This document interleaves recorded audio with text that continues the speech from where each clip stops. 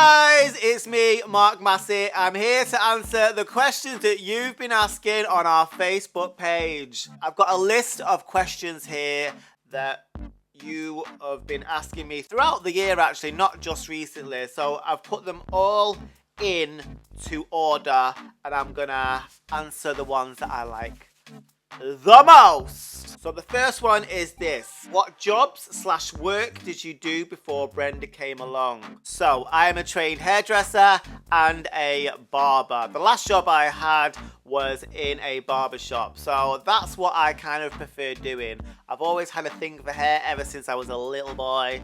I used to play with dolls, I used to play with Barbie's hair, and I used to play with my mum's and my sister's hair. Anything with hair, I played with it.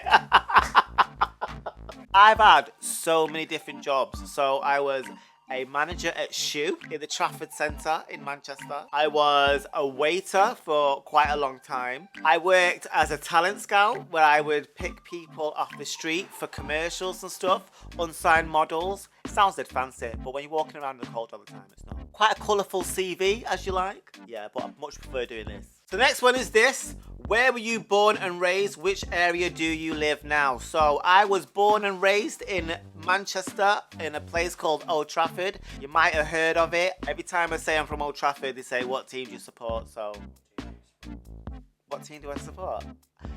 I have to say Man United, but I'm not really a football kind of guy. I mean, I could take football or leave it. When everyone was watching a football match, I was watching Baywatch. So the next question is this: what were you like at school? Were you the class clown, or did you get on with your work? What do you think? I wasn't really the class clown as such. I was always being thrown out of class for laughing too much. So for instance, if someone was getting in trouble, I'd start laughing, and that would set my mates off, and we'd all start laughing, and then the teacher started going ape shit out saying, stop laughing, and that would make us laugh even more. Then we got sent outside, and when they go outside and say, what are you laughing at? You both still laughing your heads off, pissing yourselves, you get sent to the headmaster's office. So when you get sent home and your mum's like, so what did you get sent to the headmaster's office for today? I was like, just for laughing, which is basically the truth. Once I start, I couldn't stop all the time. So yeah, that was the majority. Sometimes my mouth ran off with me a little bit. Sometimes you just want to answer back, don't you? You're like, no, yeah. Oh, fuck off. You weren't no angel. So I wasn't quite the class clown. I was more of a, I'm the same now. I just want to laugh. The only difference is there was no alcohol. This is the most popular question, and it's been asked in different kind of ways, so I'm just going to go with the one that I screen grabbed. What first gave you the idea of Mank Mums and Gangster in Manchester? Like, what made this happen? So how it all came about was, I'm in London, I've come to be an actor, and I'm auditioning my arse off. I'm going in, 1 minute I've got something, next thing I'm working in a restaurant, next thing I've got something, and then it goes dead quiet. All actors will know the drill. Sometimes you say, you know, in this industry you've got to have a thick skin, and that's true, but you never really get a thick skin. You do walk away feeling a little bit unaccomplished. And when I wasn't auditioning, all I was doing was waiting tables. Like, it was quite shit. And like, don't get me wrong, there's times when I love being a waiter, but then sometimes you're like, audition, and you're thinking, I'm gonna get this, and then nothing. So you're just thinking, my destiny is in the hands of some casting director that's overlooking me because the person's taller and has more hair. How the idea came about was I was supposed to have a YouTube channel with a group of friends, and we were going to have like a comedy sketch show. It never really materialized. I was the only one that was like, hey guys, let's do this. And it was always, no, I can't, I've got too much work on, or yeah, not today, or whatever. So that's when I decided to write a few things down about what can I do. So the Mancunian Mum happened by mistake. I was supposed to start with the Gangster in Manchester, and that was going to be my main character. Although I know a load of chavs in Manchester, I used to be one. I'm so gangster!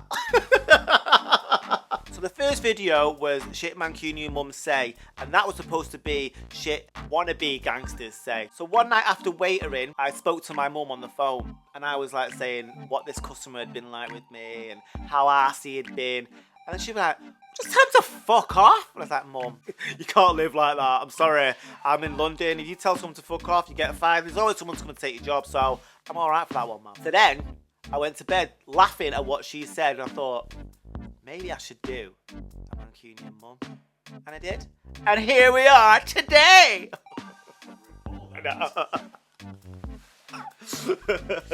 One minute I was in New York doing a film festival. Thought, oh my god, the phone is just gonna be off the hook when I got back. So 1 minute you're answering a question and someone asking you, so what was the inspiration for the role? You come all the way back to the UK and you're asking, do you want fries with that? It just didn't really fit, so I had to get something done. So here's another one. Will you do gigs and tours once we can all go out again? I am dying to do some live shows now. We've done so much work, we've done so many songs that it's just like the next thing is just to get out there and perform. So it is in the making, and I know that people will come, I'm sure of it, but it's just getting the right venue, the right show, and the right time when anyone can come and have a laugh. And I just want it to be one big house party, don't you? Like, just everyone is just having a fucking amazing time, laughs and giggles.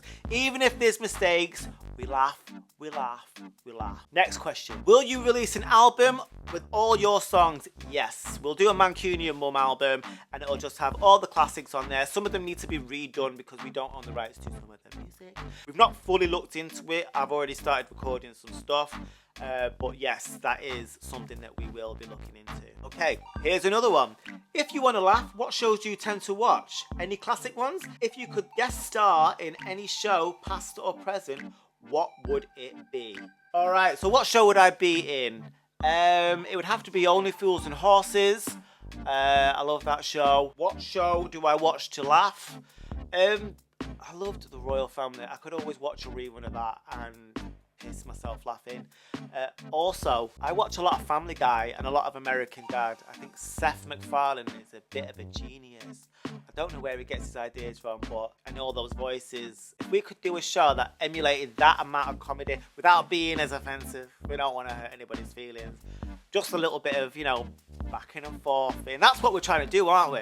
We're trying to make a show that is not the same as, but in the same lines of what Family Guy do. We won't tell you too much, just in case it gets robbed. Here's another one.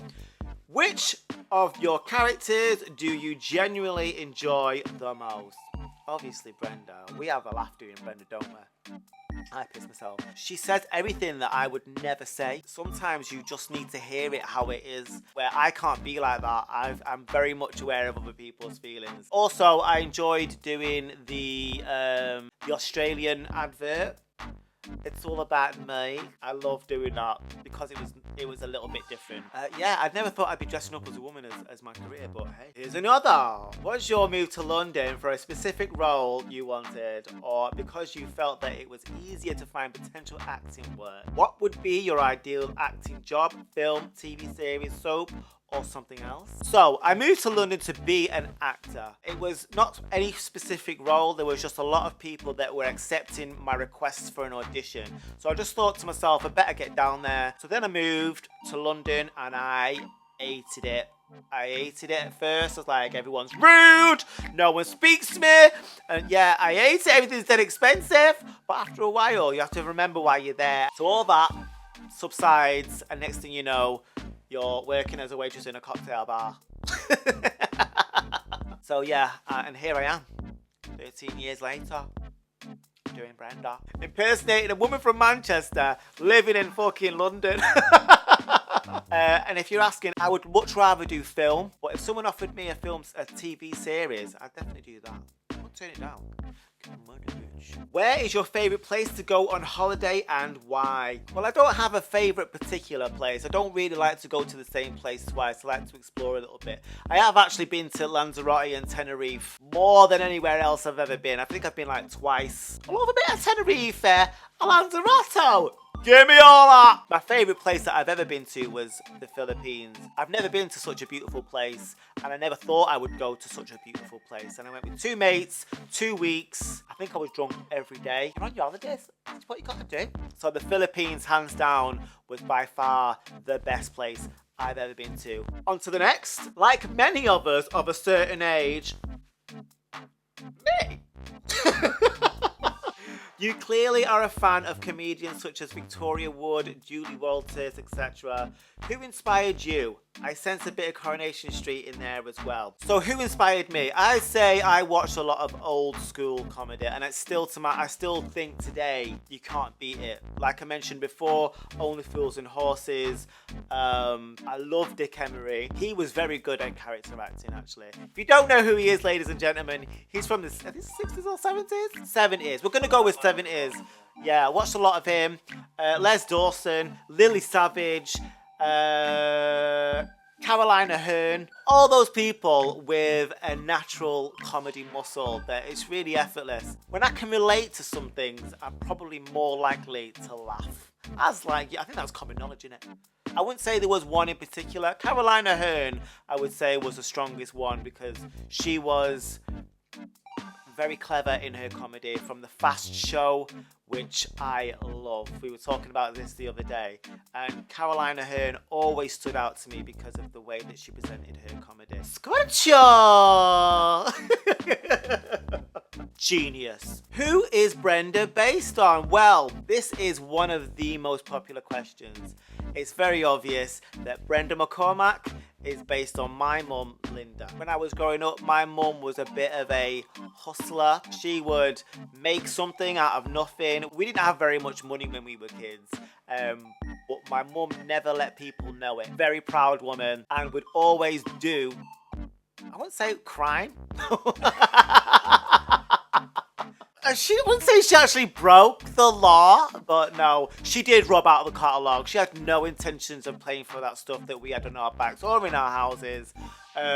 We are hiding from the bailiffs constantly. She was very outspoken when we were kids, and she always valued the underdog. I always remember her sticking up for people when she felt that they were being bullied. That's one thing that she taught me very, very much. I think that's what we kind of want in this Brenda situation, is that although you can be moaning about your neighbours or this person and that person, it's never bullying, and it's never something that someone didn't have coming to them in the first place. I'm in Brenda again. Most of the situations that you see have happened. I'd say nine times out of 10. And if they didn't happen, it's something that I've said that I wish would have happened. So Brenda McCormack is based on my mum, and also some of my friends as well. So that's all the questions I'm going to read out today. There was so many. It's been an absolute pleasure answering all your questions. So for now, I'm going to say goodbye, and we'll see you soon. Keep watching out for the videos. Keep liking and sharing them videos like your life depended on it. Speak to you soon. Like and share.